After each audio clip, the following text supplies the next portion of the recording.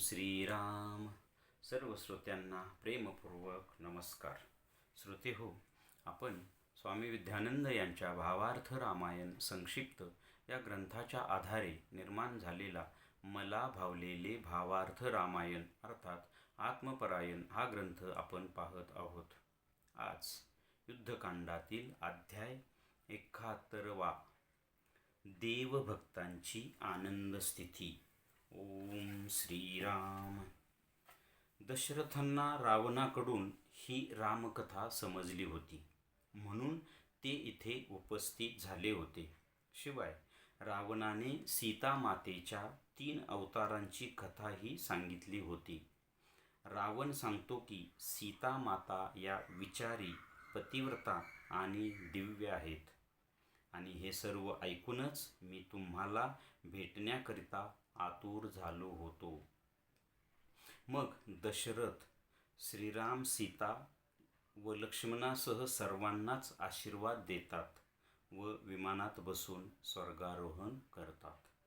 त्यानंतर इंद्रादी देव श्रीरामांना विनंती करतात की हे मृत झालेले वानर वीर यांना जिवंत करावे. तेव्हा मग प्रभू श्रीराम सर्व वानरवीरांना उठवतात. त्यानंतर इंद्रादी सर्व देव आपापल्या स्थानावर निघून जातात. मग श्रीराम प्रभू सीता मातेस विचारतात की विरह दुःख ही महाकठीण अवस्था आहे, तू ती अवस्था क्षणाक्षणाला कशी काय भोगलीस? आणि मग ते सीता मातेला प्रेमालिंगन देतात. हा क्षण म्हणजे या जगातील अविस्मरणीय असा महान क्षण आहे. मग तिथे ते दोघेही एकरूप झाले आहेत. त्यानंतर सीता माता श्रीराम प्रभूंना विनम्र भावाने वंदन करतात आणि ते महानंदमय दृश्य पाहून संपूर्ण सभा जय जयकार करू लागली. त्यानंतर मग तिथे विभीषणाची पत्नी सीता मातेकडून पातिव्रत्याचे व्रत घेते. तेव्हा विभीषण श्रीराम प्रभूंना प्रार्थना करतो की माझ्या पत्नीलाही मुक्त करावे. तेव्हा मग श्रीराम प्रभू विभीषणासह त्याच्या पत्नीलाही मुक्त करून अमरता प्रदान करतात. आता आपण साधकाच्या दृष्टीने पाहू. साधकाच्या आध्यात्मिक जीवनात देखील असे घडू शकते का? कसे?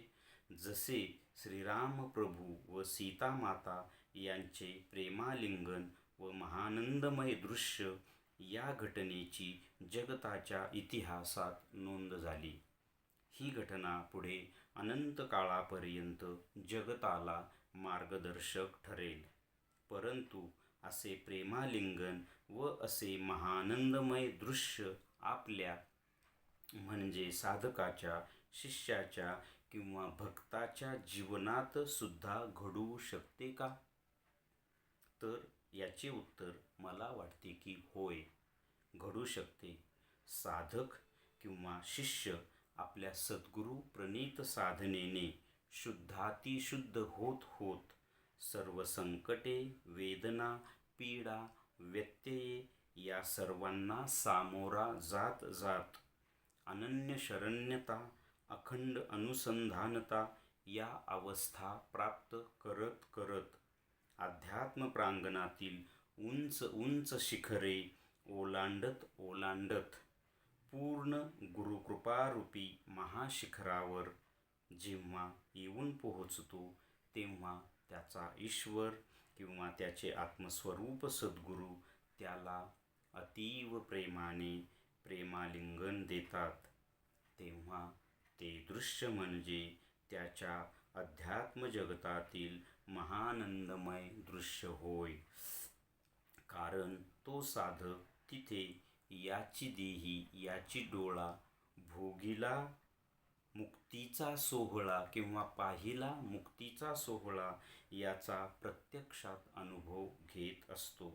या घटनेची नोंद भलेही बाह्य जगताने जरी घेतली नाही तरी त्याच्या स्वतःच्या अध्यात्म जगतात या घटनेची नोंद सुवर्णमय अक्षरात नोंदली जाते. आता आपण याचं थोडक्यात सार पाहण्याचा प्रयत्न करू. इथे कथेत दशरथांना रावणाकडून ही सर्व रामकथा समजल्यामुळे ते इथे उपस्थित झालेले होते. रावणाने सीतामातेचं खूप गुणगान केलेलं आहे. तो म्हणतो की सीतामाता विचारी, पतिव्रता आणि दिव्य आहेत. आणि हे सर्व ऐकूनच दशरथ म्हणतात की मला तुम्हाला भेटण्याची साठी मी आतुर झालो होतो आणि त्यामुळे मी इथे खाली पृथ्वीवर अवतरित झालो. त्यानंतर दशरथ मग श्रीराम, लक्ष्मण, सीता आणि सगळ्यांनाच आशीर्वाद देतात आणि विमानात बसून स्वर्गारोहण करतात. त्यानंतर इंद्र श्रीरामांना विनंती करतात की हे जे वानरवीर आहे यांना आता सगळ्यांना तुम्ही उठवावे. मग श्रीराम प्रभू सर्व वानरवीरांना जिवंत करतात. त्यानंतर श्रीराम प्रभू सीतामातेला विचारतात की विरह अवस्था ही सगळ्यात महाकठीण अवस्था असते, ती तू कशी काय भोगलीस? आणि खरं याचं काहीच उत्तर दिलेलं नाही सीतामातेंनी. त्यानंतर श्रीरामाने सीतामातेला एक प्रेमालिंगन दिले. खरंच ही विरह अवस्था खरंच महाकठीण असते.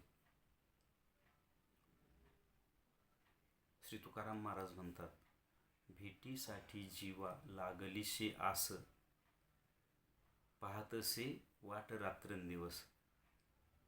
किंवा जळातला मासा कसा पाण्याच्या बाहेर काढल्यावर कसा तडपडतो, तसा साधक भक्त ईश्वराच्या मिलनासाठी, भेटीसाठी तडपडत असतो.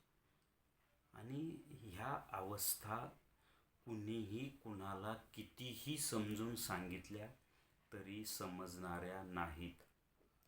ह्या ज्याच्या त्याने त्या अनुभवायच्या असतात आणि त्याचं वर्णन विवरण तो कितीही करण्याचा प्रयत्न केला तरी अशा अवस्थांचं वर्णन शब्दांनी फक्त आपण काही गोष्टी समजून सांगू शकतो किंवा घेऊ शकतो, परंतु त्या स्वतःच अनुभवायच्या असतात.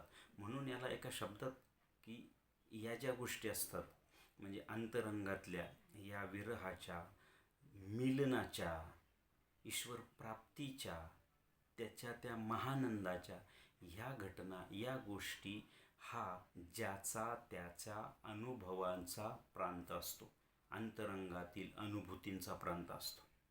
एवढंच आपण याविषयी बोलू शकतो. कारण संतांनी सगळ्या बाबी मांडून ठेवलेल्या आहेत, परंतु त्यांचा तो अनुभव असतो. हो, आपण वाचून तिकडे वाटचाल मात्र करायची, हे आपण लक्षात घेतलं पाहिजे.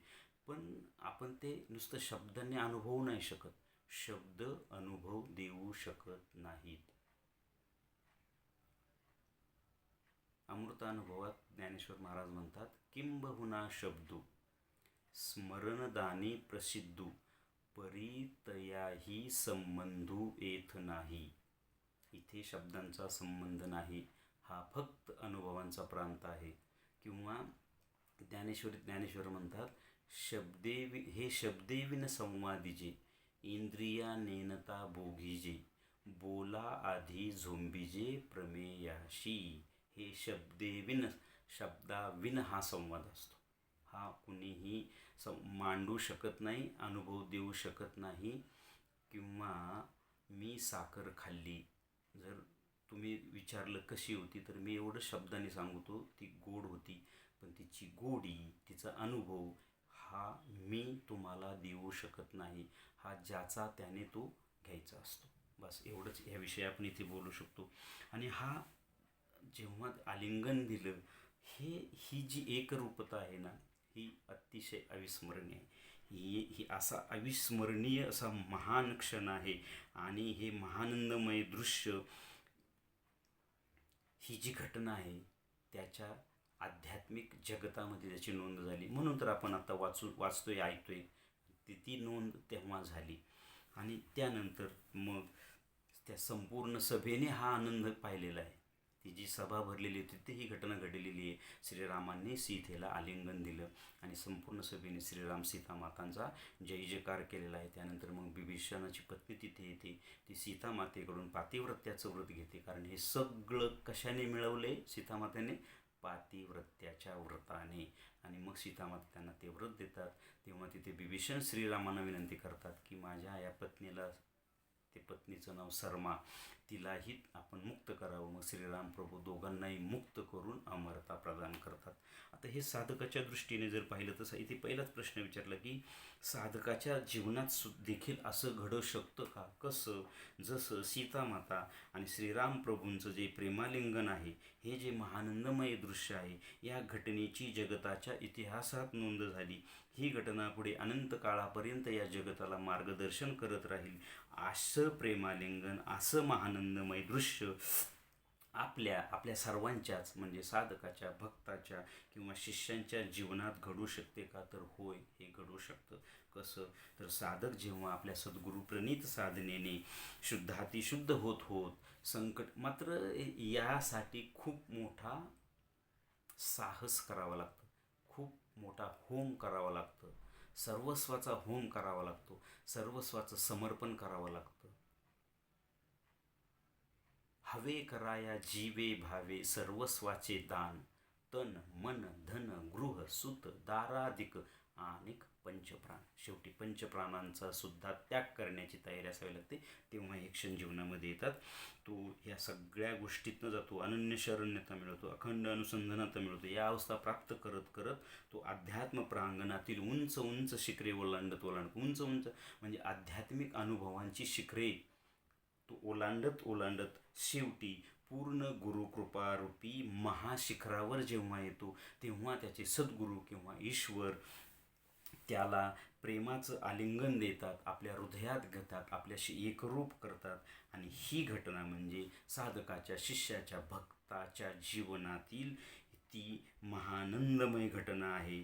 या घटनेची नोंद भलेही बाह्य जगताने घेतली नाही, तरी त्याच्या आध्यात्मिक जगतात सुवर्ण अक्षराने नोंद होते या घटनेची. आणि तो तिथे काय पाहतो? तर याची देही याची डोळा पाहिला मुक्तीचा सोहळा. तो मुक्तीचा सोहळा पाहतो. ही घटना बाह्य जगत पाहू शकत नाही, ही ज्याची त्यानेच अनुभवायची असते. इथे एक उदाहरण म्हणून, जेव्हा भगवान श्रीकृष्ण अर्जुनाला गीता सांगतात, संपूर्ण गीता सांगून होते किंवा बरीचशी गीता सांगितली जाते, आणि अर्जुन श्रीकृष्णांना विचारतो की तू आत्ता माझ्यासमोर फक्त श्रीकृष्ण रूपाने आहेस, याच्यापूर्वीचं तू मला कसं काय सगळं सांगतो?